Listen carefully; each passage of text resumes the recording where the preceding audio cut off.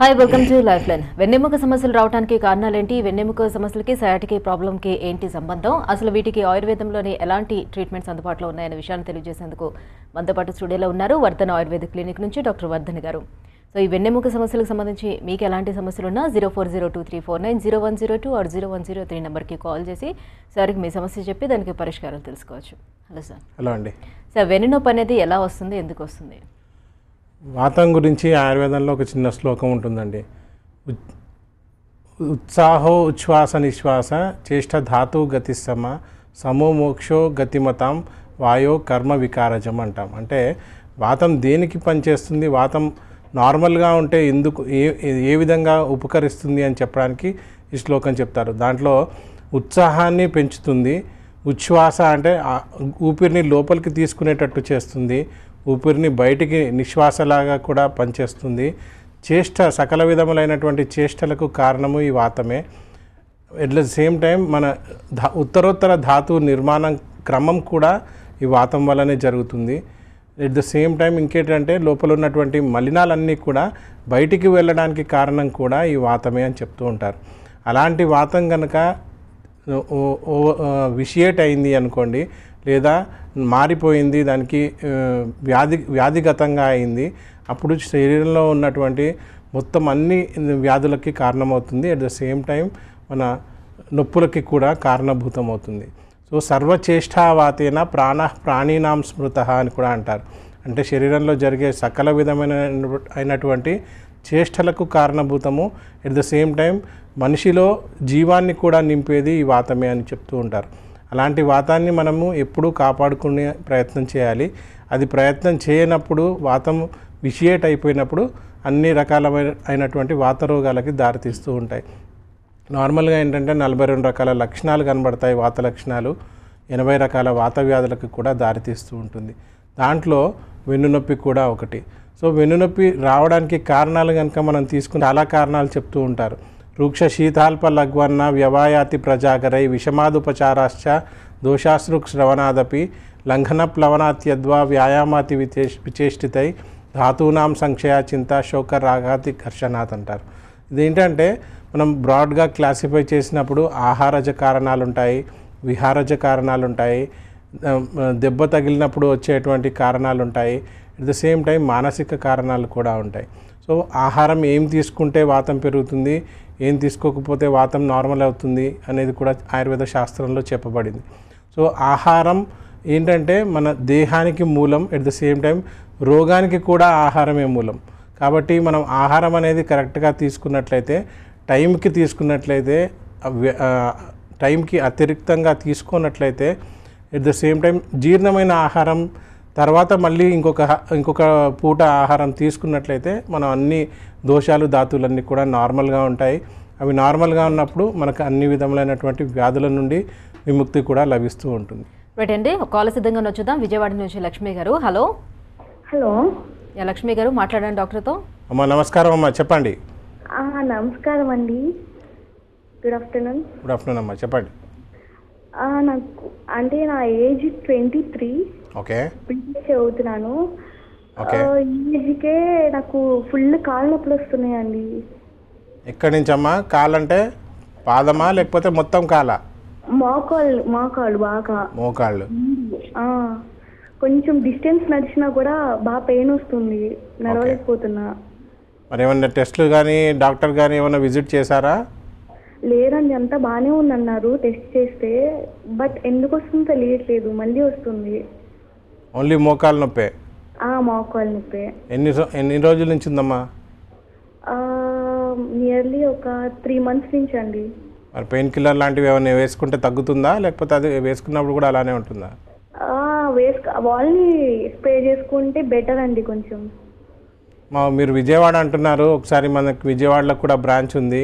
Scroll అయ్యే నెంబర్కి ఒకసారి కాల్ చేసుకొని అపాయింట్మెంట్ తీసుకొని రండి. అక్కడ డాక్టర్స్ అవైలబుల్ ఉన్నారు, థెరపిస్టులు కూడా ఉన్నారు. ఒకసారి మీరు వెళ్తే మీ బాడీ కాన్స్టిట్యూషన్ని బట్టి, మీ వ్యాధి తీవ్రతను బట్టి అసలు వ్యాధి ఏంటో కూడా కనుక్కొని దానికి తగ్గట్టుగా చికిత్స చేయడానికి వీలవుతుందమ్మా.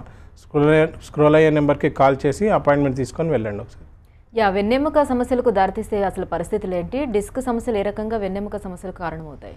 ఒకటండి, మనం కారణాలు ఇంతకుముందు చెప్పినట్టుగా కారణాలు తీసుకుంటే అన్ని ఆహార కారణాలు ఉన్నాయి. అంటే ఆయుర్వేదంలో నిజానికి చూసినట్లయితే రూక్షమైనటువంటి ఆహారం ఎక్కువగా తీసుకోవడం, అంటే డ్రై వెరైటీ ఫుడ్స్ ఎక్కువగా తీసుకోవడం, లేదా ఫ్రైడ్ ఐటమ్స్ ఎక్కువగా తీసుకోవడం, లేదా తక్కువ మోతాదులో తీసుకోవడం, లేదా skipping of breakfast, lunch and dinner ఇలాంటివి చేసినా కానీ వాతం పెరుగుతుందని చెప్తూ ఉంటారు. రెండోది ఏంటంటే మన లైఫ్ స్టైల్ కూడా చాలా కారణమవుతూ ఉంటుంది. మనం కూర్చునే విధానం, నిలబడే విధానం, పడుకునే విధానం, బరువులెత్తే విధానం, వీటన్నిటిలో ఎక్కడ తేడా వచ్చినా అక్కడ దానివల్ల కూడా వాతం పెరుగుతుంది. వాతం పెరిగితే ఆల్మోస్ట్ అన్ని రకాల నొప్పులకి కూడా దారితీస్తూ ఉంటుంది.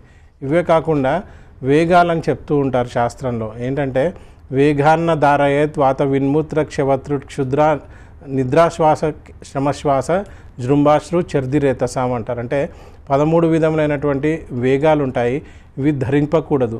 దీంట్లో ఏంటంటే నిద్రని ఆపుకోకూడదు, వామిటింగ్ని ఆపుకోకూడదు, తుమ్ముని ఆపుకోకూడదు, మూత్రాన్ని ఆపుకోకూడదు, వీర్యాన్ని ఆపుకోకూడదు. ఇలా 13 రకాల వేగాలు ఉంటాయి. ఆ వేగాలన్నిటినీ ఆపుకోవడం వల్ల కూడా లోపల వాతం అనేది పెరిగిపోతూ ఉంటుంది.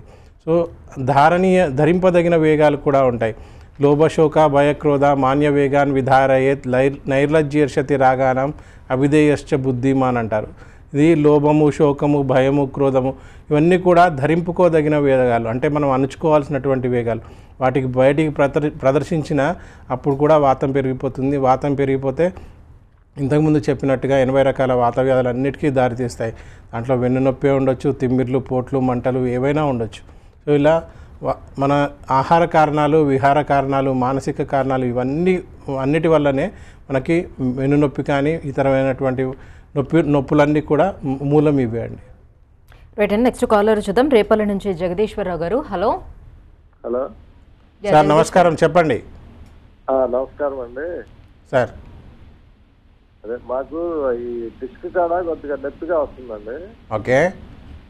అదే డాక్టర్ గారు ఎందువల్ల అని చెప్తారని.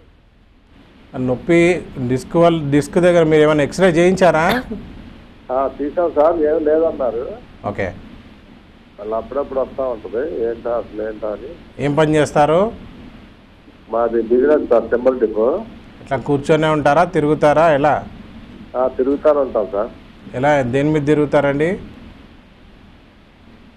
మేము బైక్ మీద తిరుగుతుంటాం. ఈ డిపోలో, టెంబల్ డిపోలో తిరుగుతూ ఉంటాం. ఎన్ని కిలోమీటర్లు తిరుగుతారు రోజుకి? ఒక 5-6 కిలోమీటర్లు తిరుగుతాం సార్. ఓకే. ఒకటండి, నొప్పి వస్తుంది కదా అని చెప్పి అన్ని నొప్పులు వ్యాధి కిందకి తీసుకోవడానికి లేదండి. నొప్పి మనకు ఒక మెసెంజర్ లాగా కూడా వస్తుంది. అంటే మనం కూర్చునే విధానం బాగాలేదు, మీరు ఎక్కువ పని చేస్తున్నారు లేదా ఎక్కువ కష్టపెడుతున్నారు వెన్నుని అని చెప్పడానికి కూడా అది మీతో మాట్లాడే భాష నొప్పితోనే కూడుకొని ఉంటుంది. ఎందుకంటే పెయిన్ ఈజ్ యూనివర్సల్ లాంగ్వేజ్ అంటారు. అది అందరికీ తెలిసేటువంటి లాంగ్వేజే. సో మన శరీరంలో జరిగే చేంజెస్ని మనకు తెలపడం కోసం నొప్పి కలుగుతూ ఉంటుంది. ఎక్కడ తేడా వచ్చింది అనేది కనుక్కోవడము మన వంతు అవుతుంది. సో అది సరిగ్గా మనకి దేనివల్ల నొప్పి వస్తుంది, కూర్చోవడం వల్ల నొప్పి వస్తుందా, నిలబడడం వల్ల వస్తుందా, బాగా తిరగడం వల్ల నొప్పి వస్తుందా అనేది మనం ఫైండ్ అవుట్ చేసే ప్రయత్నం చేయాలి. డాక్టర్ల కన్నా ముందుగా ఎవరికి వారు మనం ప్రశ్న వేసుకొని అది ఎందువల్ల వస్తుందో వెలికి తీసేటువంటి ప్రయత్నం చేయాలి. ఒకవేళ కారణాన్ని కనుక కరెక్ట్గా ఫైండ్ అవుట్ చేయగలిగాము అని అంటే సగం చికిత్స జరిగిపోయినట్టే అని శాస్త్రం చెప్తూ ఉంటుంది. నిదాన పరివర్జనమేవా అర్ధ చికిత్సితం అంటారు. అందుకని కారణం ఫస్ట్ ఫైండ్ అవుట్ చేయాలి అని అంటే మీరు ఒకసారి మా సెంటర్స్ అన్నిటికీ ఏది దగ్గర అవుతుందో చూసుకొని అక్కడికి వచ్చే ప్రయత్నం చేయండి. ఇప్పుడు ఈ నెలలో లేదా ఫస్ట్ వీక్ ఆఫ్ ఫిబ్రవరిలో బంజారా హిల్స్లో కూడా బ్రాంచ్ ఓపెన్ చేయబోతున్నాం. మీరు ఎక్కడ వీలవుతుందో చూసుకొని అక్కడికి అపాయింట్మెంట్ తీసుకొని ఒకసారి వచ్చే ప్రయత్నం చేయండి. వస్తే మీ సమస్యని ఫస్ట్ క్షుణ్ణంగా తెలుసుకొని మీ వ్యాధి మూలాన్ని కూడా కనుక్కొని దాన్ని తీసివేసేటువంటి ప్రయత్నం చేద్దాం సార్. సార్, నెక్స్ట్ కాల్ చూద్దాం. విజయవాడ నుంచి వినూత్న గారు. హలో మేడం, నమస్కారం మేడం. అమ్మ నమస్కారం తల్లి, చెప్పండి. మా బామ్మగారికి కొద్దిగా వెన్నెముక నొప్పి అన్నారండి మొన్న. ఓకే. హాస్పిటల్లో తీసుకెళ్ళాము. ఓకే. తీసుకెళ్తే ఎంఆర్ఐ ఎక్స్రే తీశారు. ఓకే. ఎక్స్రే తీసి డిస్క్ నరం జారింది. ఓకే. ఆపరేషన్ చేయాల్సి వచ్చింది అన్నారు. ఎంతమ్మా వయసు? 75-76 ఉందండి. 75 ఏళ్ళకి సర్జరీ చేయడం మంచిది కాదమ్మా. 65 ఏళ్ళు దాటితే 60-65 ఇయర్స్ దాటితే సర్జరీ అంతా రిస్క్ అవుతుంది ఇంకా. సో ఇప్పుడు ఒకసారి మీరు స్క్రోల్ అయ్యే నెంబర్కి కాల్ చేయండి, ఒకసారి అపాయింట్మెంట్ తీసుకొని మీ బామ్మగారిని ఒకసారి తీసుకొచ్చే ప్రయత్నం చేయండి. ఎందుకంటే 40-45 ఏళ్ళు దాటిన తర్వాత అదంతా కూడా వాతకాలం కిందకే తీసుకుంటామమ్మా. అందుకే దాన్ని వార్ధాక్యం అంటాం. సో వాతకాలంలో వాతం పెరిగి ఉంటుంది, ఆ కాలంలోనే ఎక్కువగా నొప్పులు కనబడుతూ ఉంటాయి. దానికి తోడు లోపల ఎంతవరకు ప్రాబ్లం ఉంది, ఏ వ్యాధి ఎంత తీవ్రతగా ఉంది వ్యాధి అనేది కూడా తెలుసుకొని దానికి తగ్గట్టుగా సర్జరీ నిజంగా అవసరమా లేదా సర్జరీ లేకుండా మనం ఏమైనా చేయగలమా అనేది ఒకసారి మీరు మీ బామ్మగారిని తీసుకొని వస్తే మనం చూసి చెప్పాల్సి ఉంటుందమ్మా. రైట్ అండి, నెక్స్ట్ కాల్ చూద్దాం. రావులపాలెం నుంచి పల్లం రాజు గారు. Hello. Hello sir. Hello madam. Sir నమస్కారం, చెప్పండి. సార్ నేను అది దగ్గర 2-3 నెలల మట్టి బాధపడుతున్నానండి. ఓకే. L4 అదే చూపించుకున్నానండి, నిప్పుల డాక్టర్ గారికి మామూలుగా చూపించుకున్నాను. ఇది కూడా తీసామండి, ఎంఆర్ఐ స్కానింగ్ కూడా తీసామండి. ఓకే. L4 L5 మామూలుగా కాడని చెప్పారండి. ఓకే. ఒక నరం నొక్కుంది అన్నారండి. ఇప్పుడు మందులు వేసుకుంటున్నారా మరి? మందులు వేసుకుంటున్నామండి. మందులు వాడుతున్నామండి, కంటిన్యూ చేస్తున్నామండి. కొంచెం ఇది ఎడం పక్క పాలు నరం నొక్కుతుంది, అదే బాధ వస్తుందండి. కొంచెం మరి మందులు వేసుకుంటే తగ్గుతుందా ఎలా? ఆ మందులు వేసుకుంటే కొద్దిగా తగ్గుతుందండి. మామూలుగా కొంచెం ఏదైనా అంటే నేను ఎక్కువ డ్రైవింగ్ చేస్తానండి. ఇదివరకే డ్రైవింగ్ చేసుకొని ఇప్పుడు తీరాక ఓన్లీ పొద్దున్న 1:30 సాయంత్రం 1:30 బస్సు చేస్తున్నాను. ఓకే. ఒకటండి, మనకు మూల కారణం తెలుసుకున్నాక మీరు చెప్పినట్టుగా ఎక్కువగా డ్రైవింగ్ చేస్తే వస్తుంది. దానికి తోడు మీరు వేసుకునే టాబ్లెట్లు వేసుకున్నంతసేపు దాని పవర్ ఉన్నంతసేపు పనిచేస్తాయి. పవర్ తగ్గిపోగానే మళ్ళీ నొప్పి అనేది స్టార్ట్ అవుతుంది. ఇక్కడ మనం చేయాల్సింది ఏంటంటే మీకు మూలంలో ఎక్కడ ప్రాబ్లం ఉంది అనేది ఫస్ట్ ఫైండ్ అవుట్ చేయాలి, తెలుసుకోవాలి. దాని తర్వాత చికిత్స చేయాలి. దీంట్లో 4 విధాలుగా చికిత్సలు ఉంటాయండి. ఒకటి బయటికి చేసేటువంటి ట్రీట్మెంట్ ఉంటుంది. మేము చేసేది మేరు చికిత్స, మర్మ చికిత్స అనే పద్ధతులు ఉంటాయి. దాని ద్వారా ఇప్పటికీ 4 లక్షల మందికి పైగా వెన్నునొప్పితో బాధపడే వాళ్ళకి ట్రీట్మెంట్ ఇచ్చాము. 1,50,000కు పైగా. రెండోది ఏంటంటే లోపలికి మందులు ఇస్తాం. వ్యాధి తీవ్రత తక్కువగా ఉంటే మందులతోనే దాన్ని నయం చేసేటువంటి పద్ధతి అన్నమాట. మూడోది ఆహారపు అలవాట్లు మార్చుకోవాలి. నాలుగోది ఏంటంటే మీ జీవన విధానాన్ని కూడా మార్చుకోవాలి. అంటే రేపు పొద్దున మళ్ళీ రాకూడదు అని అంటే కూర్చునే విధానం దగ్గర నుంచి అన్నీ మార్చుకోవాలి. ఎక్సర్సైజ్ ప్యాటర్న్ కూడా పెంచుకోవాలి, అంటే వ్యాయామం చేసేటువంటి పద్ధతి కూడా పెంచుకోవాలి. ఏదేమైనా ఒకసారి స్క్రోల్ అయ్యే నెంబర్కి కాల్ చేసి అపాయింట్మెంట్ తీసుకోండి. రాజమండ్రికి కూడా వస్తాము, February 1st వస్తాము. ఒకసారి కాల్ చేసుకొని అపాయింట్మెంట్ తీసుకొని వచ్చే ప్రయత్నం చేయండి. పాత రిపోర్ట్లన్నీ కూడా తీసుకురండి.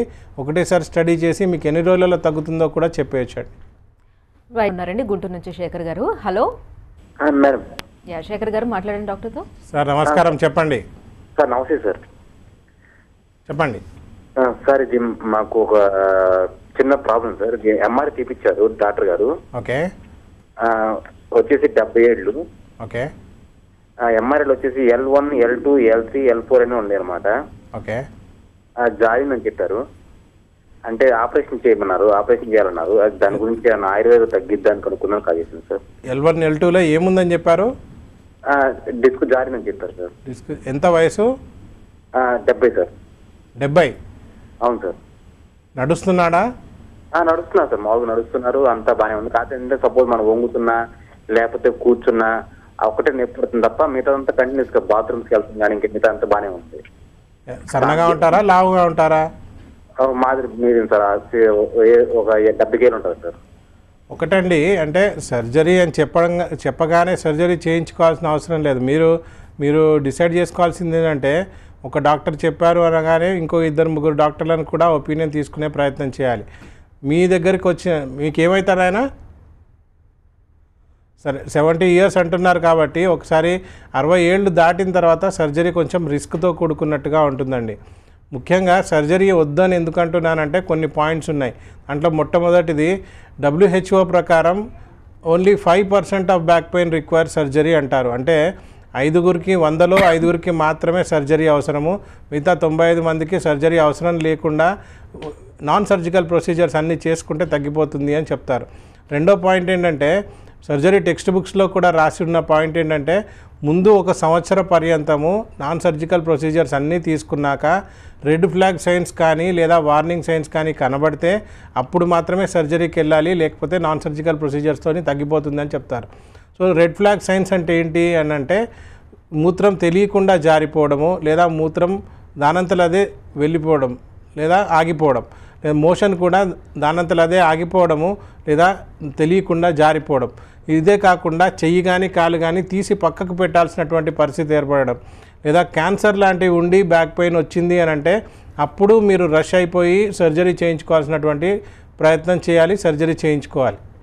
కానీ ఇక్కడ 70 ఏళ్ళు కాబట్టి సర్జరీ అవసరం లేకుండా తనంత తానే తిరుగుతున్నారు అని కూడా చెప్తున్నారు. కాబట్టి ఒకసారి స్క్రోల్ అయ్యే నెంబర్కి కాల్ చేసి అపాయింట్మెంట్ తీసుకొని రండి.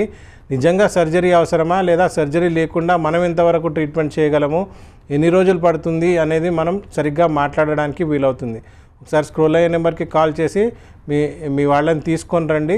డెఫినెట్గా హెల్ప్ చేయడానికి ప్రయత్నం చేస్తాము. సర్జరీని కూడా అవాయిడ్ చేయడానికి ప్రయత్నం చేద్దాం.